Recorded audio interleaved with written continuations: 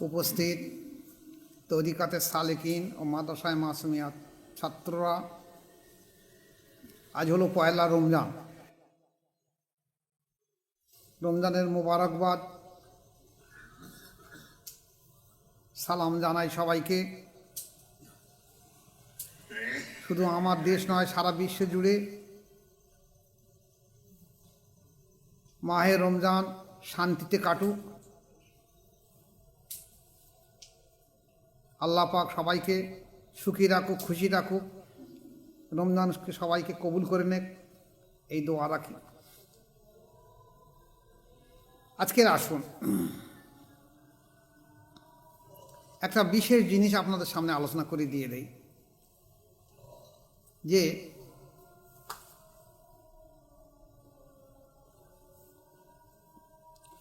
রসুল পাক সাল্লাল্লাহু আলাইহি সাল্লাম বলেছেন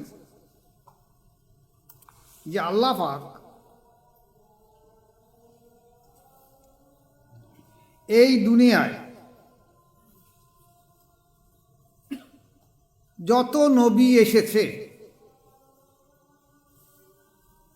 বা রসুল এসেছে, তাই আদম আলাইহিস সালাম থেকে আমার পর্যন্ত, যে নবী এবং রসুলের পরে সর্বশ্রেষ্ঠ মহামানবকে হুজুর পাক সাল্লাল্লাহু আলাইহি ওয়াসাল্লাম বললেন, সে হলো আবু বকর সিদ্দিক রাদিয়াল্লাহু তাআলা আনহু।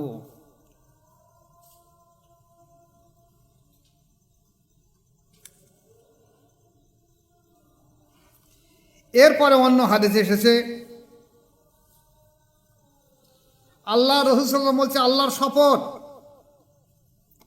নবী রসুলদের পর আবু বকর ব্যতীত কোনো শ্রেষ্ঠ ব্যক্তির উপর সূর্য উদিতও হয়নি, অস্তও যায়নি।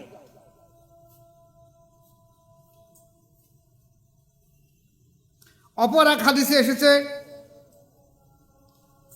যে তোমাদের ভিতরে, সাহাবায়ে কেরাম রাদিয়াল্লাহু তাআলা আনহুদের উদ্দেশ্য করে বলেন, তোমাদের ভিতরে আবু বকরের থেকে আর উত্তম ব্যক্তি কেউ নেই। আবু বকর হলেন সর্বশ্রেষ্ঠ ব্যক্তি। কিসের জন্য জানো? দান সাদকার জন্য নয়, বরঞ্চ ওইটার জন্য সর্বোত্তম ব্যক্তি, যেটা হলো তার অন্তরের জন্য।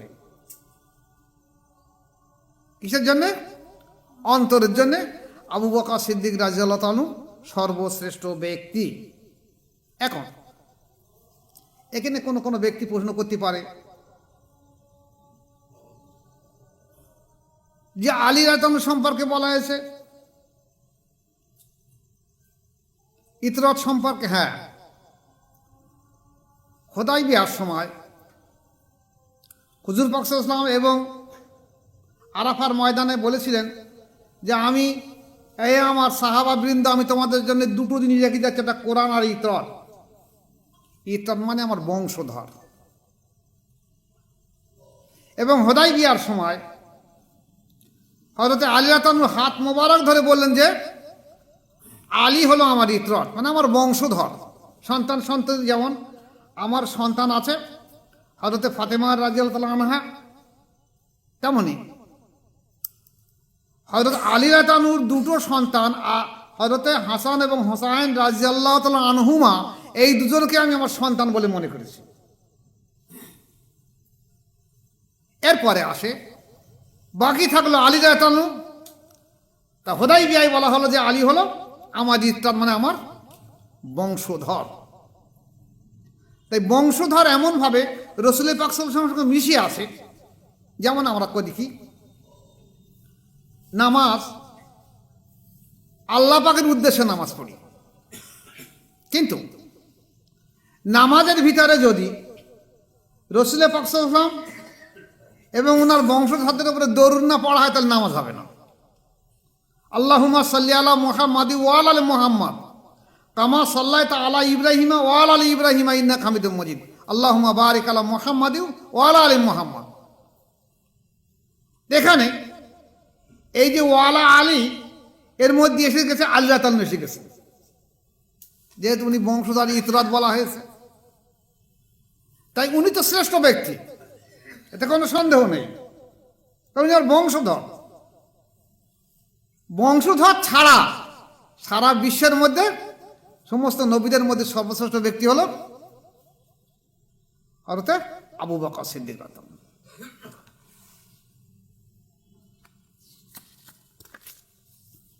আসুন, হযরত আবু বকর সিদ্দিক রাদিয়াল্লাহু আনহু কেমন জিনিস দেখেন।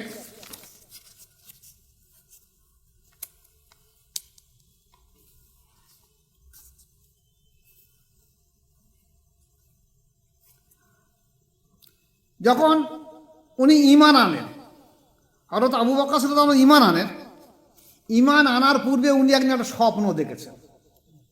আমরা যেমন স্বপ্ন দেখি, উনি একটা স্বপ্ন দেখেছেন। স্বপ্নটা কি? উনি দেখেছেন যে আকাশ হতে একটা চাঁদ কাবা শরীফের উপরে এসে পৌঁছে গেছে। চাঁদের মতন একটা নূর এসে কাবার এসে পৌঁছে গেছে। সেখান থেকে সেই নূরটা এসে আবু বকর সিদ্দিক রাদিয়াল্লাহু আনহুর বাড়ি এসে পৌঁছে গেছে। এবং সেই নূরটাকে আমি যেন বক্ষে ধারণ করে নিয়ে নিয়েছি।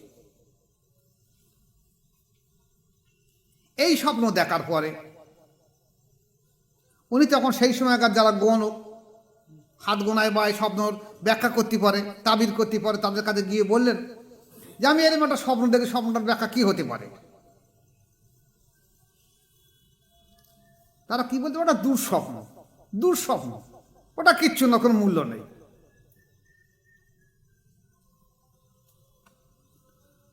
উনি বললেন আমি তো সন্তুষ্ট হতে পারলাম না যে আসমান থেকে একটা নূরের ঝলক আসলো কাবা শরীফি, সেখান থেকে আমার বাড়ি আসলো, আমি তাকে বুকে আঁকড়ে ধরলাম, আর এটা একটা দুঃস্বপ্ন হবে কেন? উনি তখন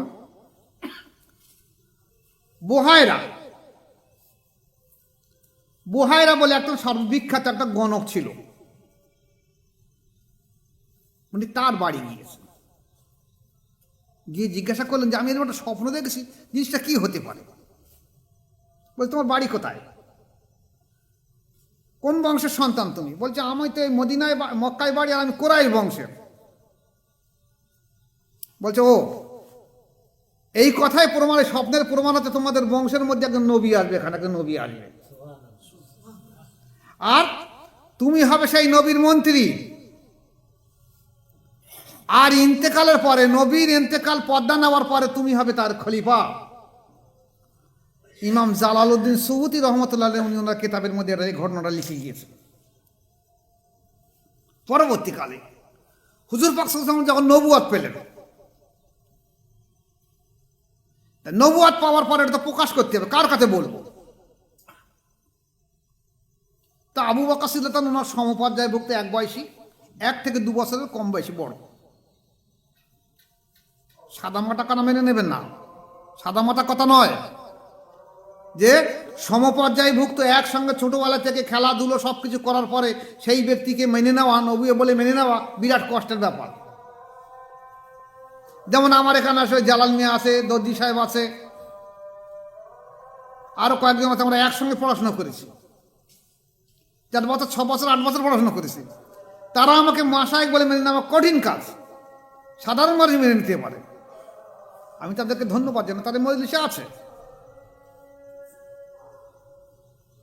পরবর্তীকালে রাসূল পাক সাল্লাল্লাহু আলাইহি ওয়াসাল্লাম যখন আবু বকর সিদ্দিক দাওয়াতের পর, নবুয়ত আসার পরে আবু বকরের কাছে দাওয়াত পৌঁছে দিল, আবু বকর তুমি তো আমাকে দোস্ত বা সম্বোধন করো, একসঙ্গে থাকি, তা তুমি ইসলাম কবুল করে নাও, আমাকে নবী বলে মেনে নাও, এবং তুমি মুসলমান হয়ে যাও, আত্মসমর্পণ করে নাও। আবু বকর বলে যে ইয়া রাসূলুল্লাহ, হে মুহাম্মদ তুমি তো বলছো, তা তোমার নবুয়তের দলিল দেখি, তুমি যে নবী আমি বিশ্বাস করবো কি করে? তা আল্লাহ রাসূল বলছেন কেন, তুমি কি জানো না আমি নবী? বলছে আমি কি করে জানবো? বলছে আবু বকর ভালো করে খেয়াল করো, তুমি যখন স্বপ্ন দেখেছিলে আসমান থেকে একটা নূর এসেছে কাবা শরীফের উপরে, আর সেই নূরটার আর একটা জ্যোতি এসে তোমার ঘরে এসেছে, আর তুমি সেই নূরটাকে আঁকড়ে ধরেছিলে, তোমার কি মনে আছে? এবং তুমি যখন ওই মক্কায় একটা গণকের কাছে গিয়েছিলে, গণক বলেছিল যে ওটা একটা দুঃস্বপ্ন। তারপর তুমি বুহাইরার কাছে গিয়েছিলে, বুহাইরা বলেছিলে, কি বলেছিল, যে ওটা দুঃস্বপ্ন নয়, তোমাদের বংশে একজন নবী আসবে এবং তুমি হবে তার খলিফা। বলেছিল এ কথা। বলে তাহলে আপনি জানলেন কি করে? সে তো আমার ব্যাপার, আমি জানি। আর ওই গণকের কাছে জিজ্ঞেস করলাম, বুহাইরার কাছে জিজ্ঞেস করলাম, আপনি জানলেন কি করে? বলে জিবরাইল আলাইহিস সালাম আমাকে এটা জানিয়ে দিয়ে দিয়েছে। তখন উনি সঙ্গে সঙ্গে হাত বাড়িয়ে দিয়ে কলেমা স্বীকার করেন। তাহলে উনি যে সর্বপ্রধান খলিফা হবে, রাসূল পাক সাল্লাল্লাহু আলাইহি ওয়াসাল্লামের পর্দা নেওয়ার পরে উনি যে খলিফা হবে, নবুয়ত বই প্রকাশের আগে উনি জেনেছেন, আর রাসূল পাক সাল্লাল্লাহু আলাইহি ওয়াসাল্লাম তার সাক্ষী দিচ্ছেন।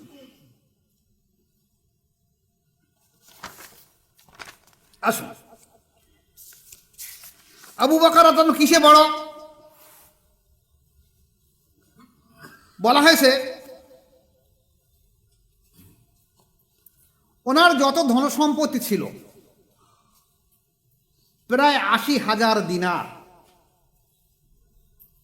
সবকিছু উনি আল্লাহর রাস্তায় দান করে দিয়ে দিয়েছেন। ৮০,০০০ দিনার। মক্কা শহরে একজন ধনী ব্যক্তি আল্লাহর রাস্তায় দান করে দিয়ে দিয়েছে। এমন একদিন এসেছে আবু বকর রাদিয়াল্লাহু আনহুর কাছে,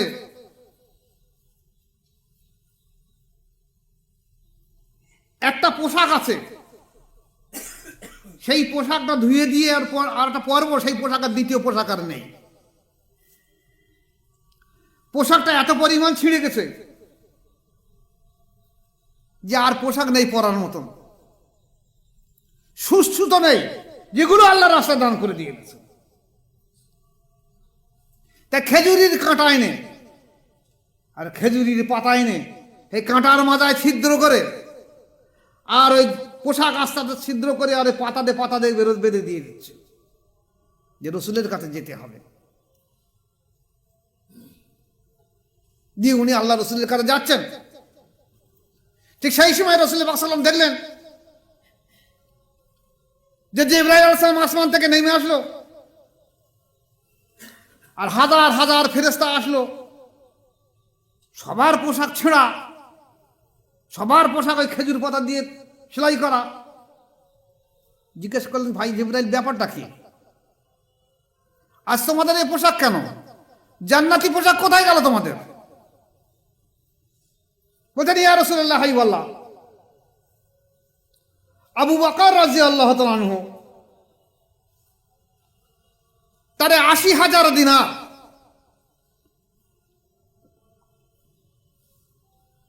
সমস্ত ইসলামের রাস্তায় ব্যয় করে দিয়ে দিয়েছে। শুধু তাই না, তিনি ১০ জন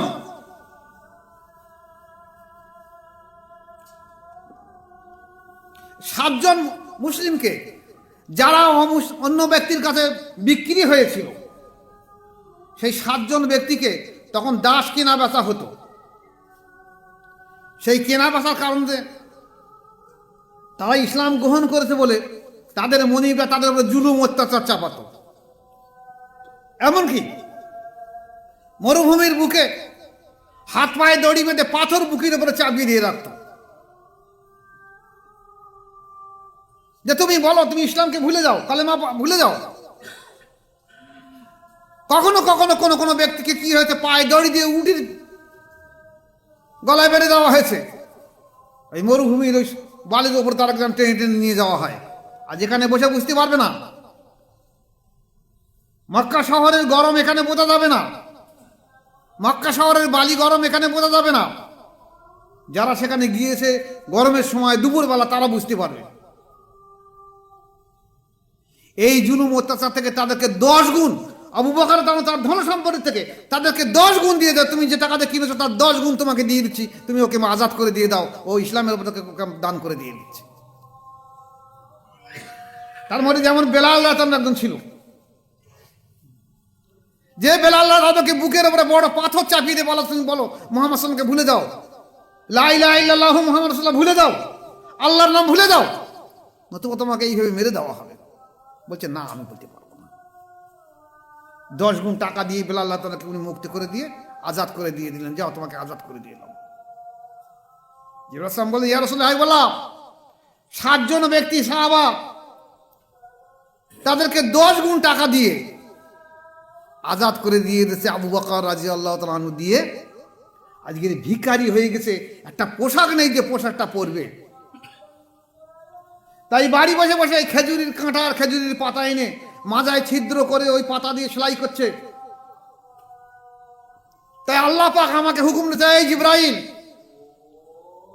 এই আবু বকরের সম্মানার্থে যত আসমানি ফেরেশতা আছে সমস্ত দাও গিয়ে আল্লাহ রাসূল সাল্লাল্লাহু আলাইহি ওয়াসাল্লামের কাছে গিয়ে সালাম জানাও, এবং আবু বকর তখন যেভাবে পোশাক পরে আছে, যে পোশাক যেভাবে ছেঁড়া, যতটা তাবলি দেওয়া, যতটা জায়গা ছিদ্র করা, সেই পোশাক সেইভাবে বসে তোমরা রাসূলের কাছে গিয়ে সালাম মুছে দাও যে আবু বকরের উপরে সালাম, আবু বকরের উপরে সালাম, আবু বকরের উপরে সালাম। ইয়া রাসূলুল্লাহ বললাম, এই হলো আবু বকর সিদ্দিক। ঠিক সেই মুহূর্তে ইত্তেবসার আবু বকর রাদিয়াল্লাহু সেখানে আসলেন। আবু বকর রাদিয়াল্লাহু আনহু, আল্লাহ পাক তোমাকে সালাম পৌঁছে, তুমি এমন কি ভালো কাজ করেছো? উনি কি বলছেন, ইয়া রাসূলুল্লাহ, আল্লাহু আকবার, মাশাআল্লাহ, সুবহানাল্লাহ, আলহামদুলিল্লাহ, যে আল্লাহ পাক আমাকে সালাম পৌঁছে দিয়েছে, এর থেকে বড় সৌভাগ্য আমার কিছু নেই। আমি আমার ধন সম্পত্তি, আমার জীবন, আমার মালামাল সব ইসলামের সাথে দান করে দিয়ে দিছি। তারপরেও আল্লাহ পাক যে আমাকে সালাম পৌঁছে দিয়েছে আমার রসুলের মাধ্যম দিয়ে, এবং সমস্ত সাহাবাদের সামনে, এবং সমস্ত ফেরেশতাদের মাধ্যম দিয়ে, এবং ফেরেশতাদের আমার এই পোশাক যে পরে হাজার হাজার লক্ষ লক্ষ ফেরেশতা যে আজকের মদিনা শহরে পৌঁছে গেছে আমার সম্মানার্থে, এ আল্লাহ, আমি বড় সৌভাগ্য, বড় ভাগ্যবান আমি আবু বকর। তাহলে আবু বকর কিসে বড়? অন্তরের দিক দিয়ে বড়।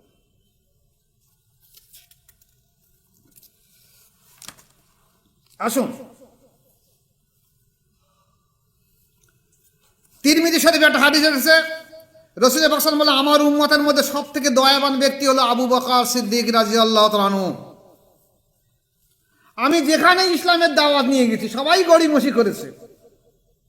কেউ বলছে এটা বুঝে দেখি, কেউ বললে চিন্তা ভাবনা করি, কেউ বললে আমাকে একটু সময় দেন, কেউ পরীক্ষা করতে চাচ্ছে, কেউ অবিশ্বাস করেছে, কেউ বলছে আপনি নবী, তার প্রমাণটা কি? আপনার সাথে ফেরেশতা আসেনি কেন? কজন ফেরেশতা এসছে? কিন্তু আবু বকর সিদ্দিক রাদিয়াল্লাহু আনহু কোনো প্রশ্ন করিনি।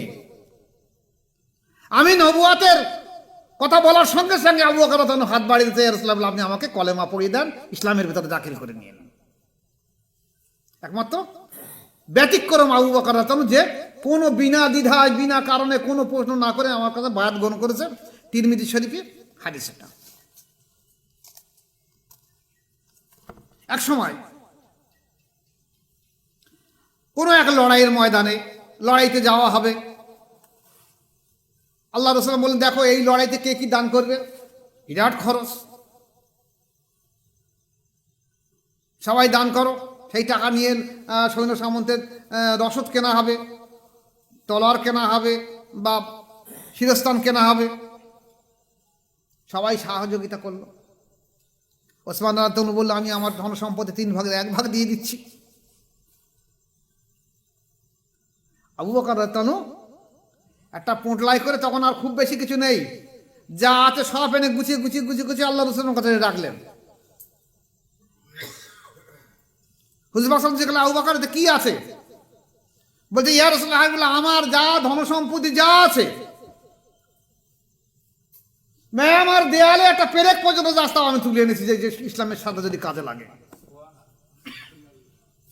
আমার বাড়ি আর পোশাক আশাক আমি কিছু রেখে দেইনি, আমি একসাথে খোরাক পর্যন্ত রেখে দেইনি, ইসলামের সাথে সব দান করে দিয়েছি। বলে, তাহলে তোমার সংসার চলবে কি করে? তোমার সংসারে কি রেখে দিয়েছো? ঘরে কি রেখে দিয়েছো? তোমার তো স্ত্রী আছে, ছেলে মেয়ে আছে। বলছে, আমি আল্লাহ রসুলকে রেখে দিয়েছি, আল্লাহকে আর আল্লাহ রসুলকে আমার ঘরে রেখে দিয়েছি, আর ইসলামের জন্য ইমাম সব উৎসর্গ করে দিয়ে দিয়েছি। এটা তিরমিজি শরীফের হাদিস। হুজুর পাক সাল্লাল্লাহু আলাইহি ওয়াসাল্লাম বলছেন, দেখো পৃথিবীতে যত জিন আছে আরো যত ইনসান আছে, মানুষ আছে,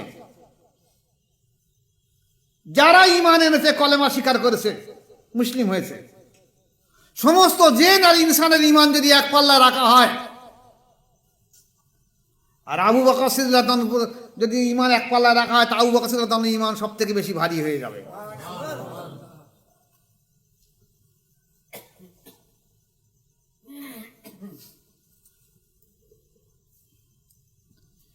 শুধু এই নয়, যখন মসজিদুন নববী তৈরি করা হবে বা মসজিদুন নববী বড় করা হবে, তখন যারা মদিনা শরীফে গিয়ে তারা দেখবে একটা জানালা আবু বকর সিদ্দিক করে দিয়েছিলেন, বলছেন এই জানালাটা তোমরা কোনো সময় ভাঙতে পারবে না, এটা অবশ্যই থাকবে। জানালাটা আজও বিদ্যমান, কিয়ামত পর্যন্ত বিদ্যমান থাকবে।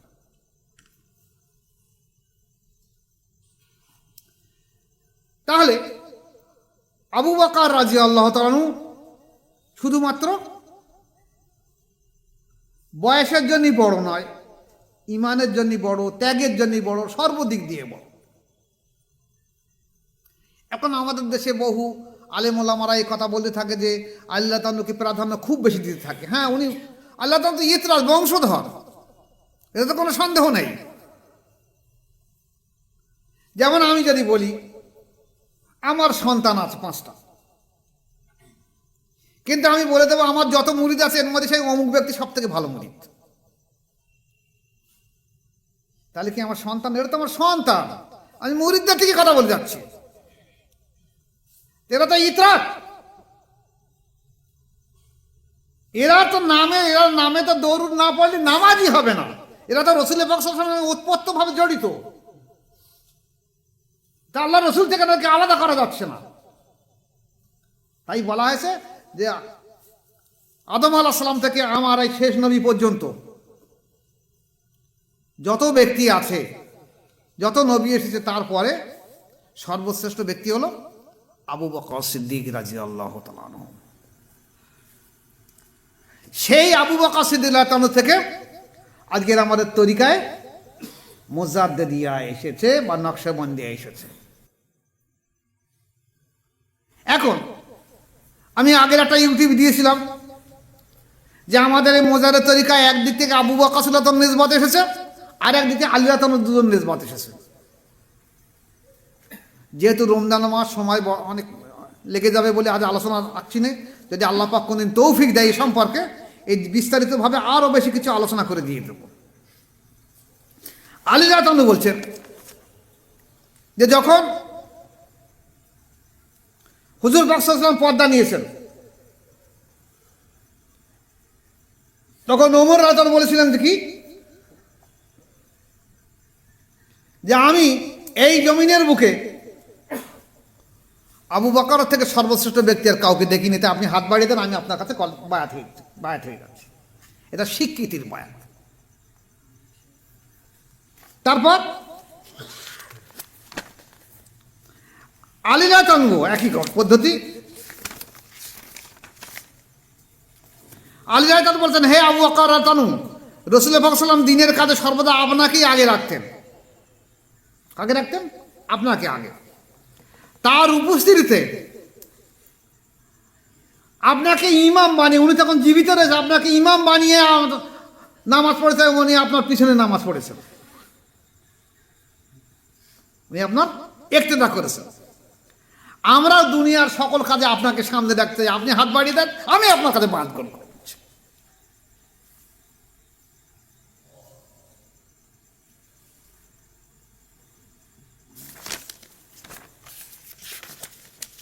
হুজুর পাক সাল্লাল্লাহু আলাইহি ওয়াসাল্লামের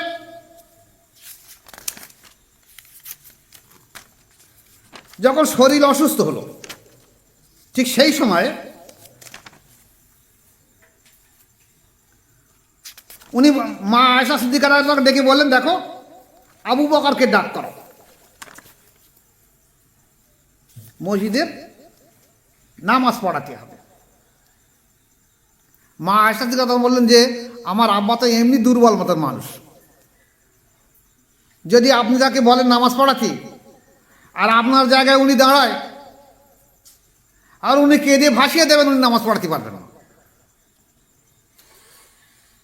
তা আপনি বরঞ্চ ওমর রাদিয়াল্লাহু বলবো, অন্য কাউকে বলবো। উনি বললেন, না, আবু বকরকেই ডাক করাও। দেখে বলেন, আবু বকর তুমি যাও, নামাজে দাঁড়িয়ে যাও। উনি বললেন, ইয়া রাসূলুল্লাহ, হাবিবাল্লাহ, আমাকে না বলে অন্য কাউকে বললে ভালো হতো। আল্লাহ রাসূল বলছেন, না, তুমি উপযুক্ত ব্যক্তি, যাও, তুমি নামাজে দাঁড়িয়ে যাও। আমি অসুস্থ। হুজুর শেষ সময় ওনার তখন মাঝে মাঝে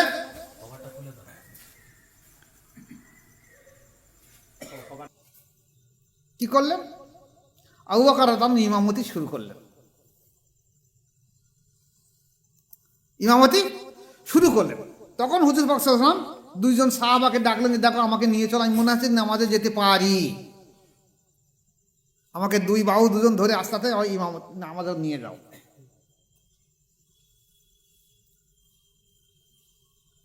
নামাজে নিয়ে গেল। যে দুজনা নিয়ে গেল, তখন দেখলো সামনে পিছনে তো অনেক কাতার, আর ওরা তো সামনে রয়েছে। তাহলে হুজুরকে পিছনে না করাবো, এটা তো কেমন লাগতেছে। কেউ তো জানে না এই ঘটনা এখনো কোনো ঘটেনি, এই সর্বপ্রথম ঘটছে। তো যাই হবে, সামনে নিয়ে যাও, হুজুরকে পিছনে রাখা যাবে না। তা মুসল্লি যারা দাঁড়িয়ে আছে, দুই হাত দিয়ে সরিয়ে দিয়ে দিচ্ছে,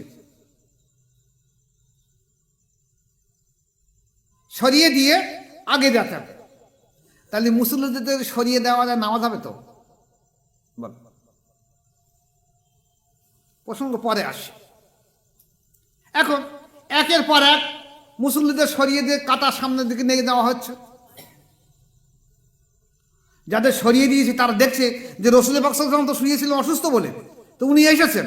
তাহলে আমরা আপনাকে জানিয়ে দিয়ে যে আল্লাহ রাসূল এসে গেছে, এটা আমাদের খুশির খবর। তো কি করা হলো, তাকবীরে তাহরিমা তো বাঁধা আছে। মশলাই বলছে, একটা হাত যদি সরে যায় 3 তাসবিহ বরাবর, তালি নামাজ বাতিল হয়ে যাবে। তাই বলেছে তো, তাই বলেছে তো।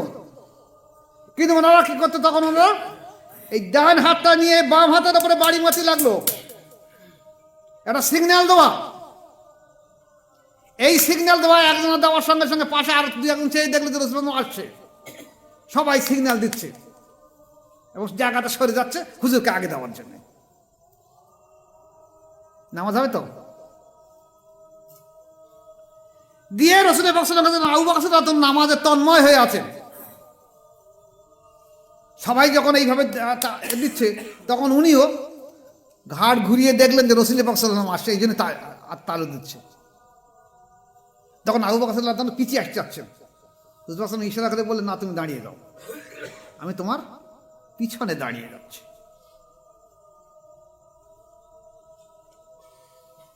নামাজ বাতিল হয়নি, বরঞ্চ ওটাই সঠিক নিয়ম। কারণ রাসূল পাক সাল্লাল্লাহু আলাইহি ওয়াসাল্লাম নামাজ থেকে আলাদা না।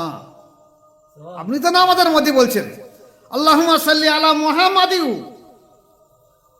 যদি এ কথা না বলেন ওয়ালা আলি মুহাম্মদ, আপনার জীবনেও নামাজ কবুল হবে না। তাহলে নামাজ শুধু আল্লাহ পাকের জন্য না, আল্লাহ রসুল এবং ওনার পরিবারের জন্যেও নামাজ। রাসূল পাক সাল্লাল্লাহু আলাইহি ওয়াসাল্লাম যখন এই অবস্থার মাধ্যম দিয়ে আবু বকর রাদিয়াল্লাহু আনহুকে ইমামতি দিয়েছেন, আল্লাহ তাআলা বললেন যে, হুজুর পর্দা নেওয়ার আগে আপনাকে ইমামতির দায়িত্ব দিয়ে গেছেন, আপনি সর্বশ্রেষ্ঠ ব্যক্তি, আপনি হাত বাড়িয়ে দেন, আমি আপনার কাছে বায়াত গ্রহণ করে নিয়েছি, আমাকে বায়াত করে দেন। এইভাবে সমস্ত সাহাবারা বায়াত গ্রহণ করলো। কিছু কিছু ব্যক্তি করলো না, অবশ্য তার সে থাকবে, মুনাফিক তার থাকবেই তো একদম। তা সর্বাঙ্গীনভাবে সর্বশ্রেষ্ঠ দিক দিয়ে দেখা যাচ্ছে আবু বকর সিদ্দিক সর্বশ্রেষ্ঠ দিক থেকে, ত্যাগের দিক দিয়ে উনি শ্রেষ্ঠ, অন্তরের দিক দিয়ে শ্রেষ্ঠ, রাসূল পাক সাল্লাল্লাহু আলাইহি ওয়াসাল্লামের জীবনের রিক্সা থেকে তাও শ্রেষ্ঠ। খেয়াল করুন, যখন মদিনায় যাওয়ার সময় সেই যে গুহায়, সেটা বোধহয় শহর গুহা, সেই গুহায় আত্মগোপন করলেন, মাথার পাগড়ি খুলে পিধান ছেড়ে অনেকগুলো চালা থাকলো সেখানে, আস্তে আস্তে সেই ছিঁড়ে ছিঁড়ে সেই চালাগুলো বুঝিয়ে দিতে লাগলেন। দিয়ে সর্বশেষ দেখলেন এখনো একটা চালা আছে, বিষাক্ত সাপের চালা বলে উনি কি করলেন, ওনার পা মোবারকের বুড়ি আঙুল দিয়ে সেই চালার মুখটা আটকে দিয়ে পাটা চেপে রেখে দিয়েছেন। হুজুর পাক সাল্লাল্লাহু আলাইহি ওয়াসাল্লাম বললেন, ইয়া রাসূলুল্লাহ, আপনি অসুস্থ, এত পা ঢেকে এসেছেন, কষ্ট করে এসেছেন, আপনি আমার ডান পাশায় মাথা রেখে একটু বিশ্রাম করুন। হুজুর বললেন, আবু বকর তুমিও তো অসুস্থ, তুমিও তো আমার সঙ্গে হেঁটেছো, তুমিও তো পরিশ্রম করছো। বলছি, ইয়া রাসূলুল্লাহ, আপনি আমার জীবনের থেকে সব, আপনি যদি বিশ্রাম করেন আমি শান্তি পাবো। আমি আবু বকর আমার জীবনের দিকে পরোয়া করি না, আপনি বিশ্রাম করেন। ডান পাশার উপরে মাথা রেখে রাসূলুল্লাহ সাল্লাল্লাহু আলাইহি ওয়াসাল্লাম বিশ্রাম করলেন, চোখটা মুজিয়ে থাকলেন। কাশ এলহাম বা ওহির উপরে নির্ভর করে এখন দেখা যাচ্ছে সেই বিষাক্ত সেই চালার ভিতরে একটা বিষাক্ত সাপ আবু বকর সিদ্দিক পায়ে দংশন করছে, বারবার কামড়াচ্ছে, সবল পাচ্ছে, বিষের ক্রিয়া, শরীর যন্ত্রণা হচ্ছে, পায়ে যন্ত্রণা হচ্ছে, কিন্তু পা বার করতে পারছে না। বুঝতে পারছে কিছু একটা কামড়াচ্ছে, হয় সাপ হোক কি কোনো বিষাক্ত জিনিস হোক, যার কামড়ে থাকার সঙ্গে সঙ্গে আমার পায়ে যন্ত্রণা হচ্ছে এবং সেখান থেকে সমস্ত শরীর যন্ত্রণা হচ্ছে। চিন্তা করতেন, যদি আমি পাটা সরিয়ে নিই আর ও যদি সে আল্লাহ রসুলকে কামড়ায়, আবু বকর বেঁচে থাকতে এ কাজ হতে পারবে না। যতক্ষণ আমি বেঁচে আছি, আমার জীবন আছে, আমি এ কাজ হতে দেবো না। শেষকালে যখন বিষের ক্রিয়া আরো বেশি উঠলো, যন্ত্রণা হতে লাগলো, তখন আমার চোখ দিয়ে কয়েক ফোঁটা পানি রাসূল পাক সাল্লাল্লাহু আলাইহি ওয়াসাল্লামের মুখের উপরে পড়ে, ওনার চেতনা ফিরে আসলো। আবু বকর, কি ব্যাপার, কাঁদছো কেন, চোখ দিয়ে পানি ঝরছে কেন? উঠে বললেন, বলে, ইয়া রাসূলুল্লাহ, এই চালাটায় আমি পা দিয়ে রেখে দিয়েছি, তখন বোধহয় কোনো একটা বিষাক্ত জন্তু আছে, সে আমাকে কামড়াচ্ছে, বলে সে বিষের ক্রিয়া আমার যন্ত্রণাতে সমস্ত শরীর। বলছে, পাটা বার করে নাও, পাটা বার করে নাও। নেওয়ার সঙ্গে সঙ্গে দেখা গেল একটা সাপ বাইরে আসলো, থুতু মোবারক নিয়ে আবু বকর যখন পায়ে লাগিয়ে দেওয়ার সঙ্গে সঙ্গে সুস্থ হয়ে গেল। কিসের জন্য? লালা মোবারকে।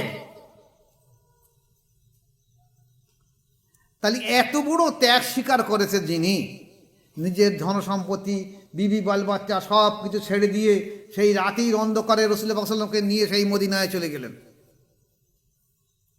বাড়ি কিছুই রেখে যায়নি। সাহাবাদের বললেন, আল্লাহ রাসূল, এ আমার সাহাবারা, মক্কার মানুষ যেভাবে জুলুম অত্যাচার করছে, তোমরা লুকিয়ে লুকিয়ে রাতের অন্ধকারে মদিনায় যাও বা অন্য দেশের দিকে চলে যাও। সবাই চলে যাচ্ছে।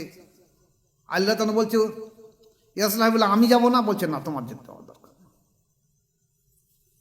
আবু বকর সিদ্দিক বলছে, ইয়া রাসূলুল্লাহ, আমি যাব না। বলছে, না, তুমি যেও না, তোমার সঙ্গে আমি যাব।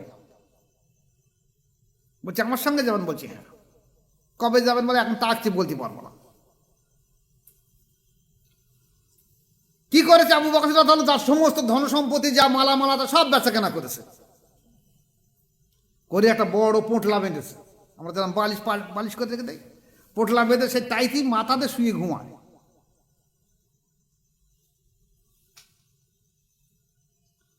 সেই সময় মক্কা শহরে এত জুলুম অত্যাচার হতো যে সাহাবাদের একটা সংকেত ছিল যে দরজায় যদি 3 বার বাড়ি মারা হয় তাহলে মনে করতে অমুক ব্যক্তি এসেছে, আমাদের সাহাবাদের মধ্যে কেউ এসেছে। 2 বার মারা হয় তা বলে নবী এসেছে, ইশারা ইঙ্গিত ছিল। আবু বকর সিদ্দিক বাড়ি যখন রাসূল পাক সাল্লাল্লাহু আলাইহি ওয়াসাল্লাম দরজা ধাক্কা দেওয়ার সঙ্গে সঙ্গে উনি ওইটা ঘাড়ে করে নিয়ে চলে আসলেন। দরজা খুলতে বলি, চলো। বলছে, কি ব্যাপার? আমি 2 বার দরজা ধাক্কা দেওয়ার সঙ্গে সঙ্গে তুমি বলে চলুন, কি ব্যাপার? বলছে, ইয়া রাসূলুল্লাহ, যেদিন আপনি বলেছিলেন যে আমাকে আপনার সঙ্গে যেতে হবে হিজরতে, আমি সেদিন আমার সমস্ত ধন সম্পত্তি সব বিক্রি করে দিয়ে দিচ্ছি, সমস্ত টাকা পয়সা এই পোটলায় রেখে দিয়ে দিচ্ছি। আর এই পোটলা মাথায় দিয়ে আমি শুয়ে থাকি যে আমার রাসূল এসে যেন একটা সেকেন্ড দেরি না হয়। তাই আপনি যখন বাড়ি মারার সঙ্গে সঙ্গে আমি সংকেত পেলাম যে আল্লাহ রাসূল এসেছে, আমি সঙ্গে সঙ্গে সেটা নিয়ে এসেছি। তা বলছে, তাহলে তোমার বাড়ি সবাইকে বুঝিয়ে দিয়ে দাও, জমি জায়গা বা ব্যবসা বাণিজ্য বা কি হবে না হবে। বলছে, ওসব কিছু দেখতে আমি অনেক আগে বলে দিয়েছি, আমি আপনার জীবনের জন্য তৈরি হয়ে আছি, আপনি চলুন। এই ত্যাগ, এই শিকারের কারণে আবু বকর সিদ্দিক সর্বশ্রেষ্ঠ। যে রাসূল বলছেন যে আবু বকর, তোমাদের কাছে অন্য কোনো ধন সম্পত্তি মালামালা যদি বড় না, অন্তরের জন্য বড়, অন্তর কলবের জন্য বড়। সেই কল্প সম্পর্কে আজ আমরা উদাসীন হয়ে গেছি। আল্লাহ লাখ শুকরিয়া যে কলবের ইসলাহ নফসের ইসলাহ করার জন্যে আজকের আমরা কঠোর সাধ্য সাধনা করছি তরিকায় মোজাদ্দেদিয়া থেকে পূর্ব কাটালে মোজাদ্দেদ দরবার শরীফের আমার সমস্ত মুরিদ মোতাকে সবাই মিলে আমরা চেষ্টা করছি যে আমরা আরও বেশি পরিমাণে আত্মসমর্পণ করে ভালো হওয়ার জন্য আল্লাহ পাক আমাদের প্রত্যেক ভাইকে রমজান শরীফের প্রথম শুরুতে আল্লাহ পাক আমাদের কবুল করে নেক, যেন আমরা আরও বেশি পরিমাণে আল্লাহ আল্লাহ হয়ে দুনিয়া থেকে বিদায় নিতে পারি। আমা আলাইনিল্লাল বালাগ। আসসালামু আলাইকুম ওয়া রাহমাতুল্লাহি ওয়া বারাকাতুহু।